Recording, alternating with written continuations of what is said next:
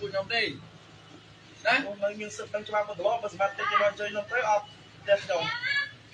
សិទ្ធិត្រឡប់ខ្ញុំនៅផ្ទះខ្ញុំនេះសិទ្ធិត្រឡប់ណាខ្ញុំនៅផ្ទះខ្ញុំនៅផ្ទះខ្ញុំអត់មានសិទ្ធិត្រឡប់គួយនៅផ្ទះខ្ញុំប្រាប់មកហើយខ្ញុំធ្វើអីឥឡូវយកផាតាំងមកផាតាំងចៃប្រាប់ខ្ញុំនិយាយផាតាំងកាលណាទីមានស្បែកនេះមានបញ្ហាគេជួយមកតែការជួយតែស៊ីមកមកយកទេអត់មានទេយកกระดาษមកតែកន្លែងខ្ញុំយកกระดาษមកយកกระดาษមក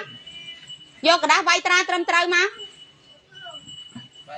ខ្ញុំនៅមានវីដេអូពូវីដេអូដែលវាជេរប្រមាថខ្ញុំវីដេអូប្រមាណហ្នឹងចាំខ្ញុំផ្ដឹងបកវាវិញ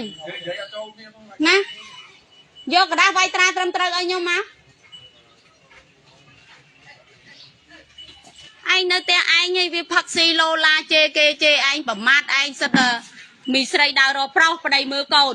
ណាហើយខ្ញុំទៅដើររកអាណាខ្ញុំសិល្បៈទៅច្រៀងធម្មតាហ្នឹងពូហ៎គេជេរប្រមាថខ្ញុំច្រើនឡើង 4-5 ឆ្នាំណាហើយខ្ញុំធ្វើខ្លួនពាក់ខោអាវទៅច្រៀងមីរងកច្រកឆ្នាំគ្មានណាស្រីជេរខ្ញុំហ្មងហើយសិតដល់នេះមុខផ្ទះខ្ញុំនេះសិតដល់ដាច់គោល